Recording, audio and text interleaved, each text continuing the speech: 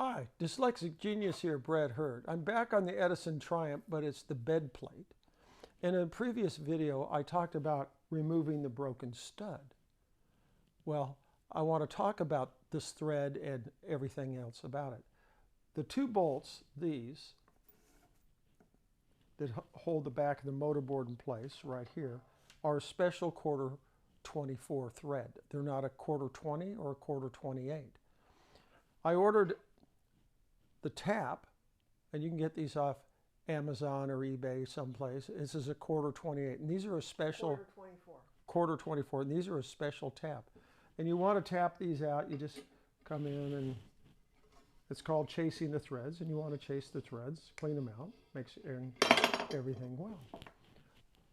What I do on these back bolts is I take my belt sander, and you can see I've chamfered the edge right here. So I go up to my belt sander with 400 grit sandpaper, and I just set it about my hand about 45 and just kind of chamfer that out. Because Edison, when he does bolts sometimes, they're just flat, and at the end of the bolt, say my hand's here, the start thread sometimes doesn't want to start, and it's kind of hard to start. So the chamfering brings that back a little and helps you thread in a lot easier. This screw here is an 832.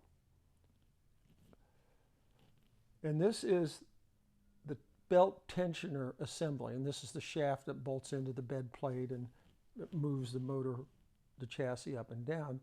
But lo and behold, look at what Edison did. He rounded off the end of this screw.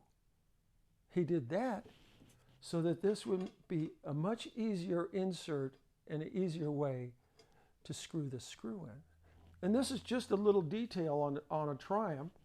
When you do a Triumph, you'll assemble them and you go, oh man, that doesn't want to go in there. But if you chamfer it and chase the thread, this comes in just wonderfully.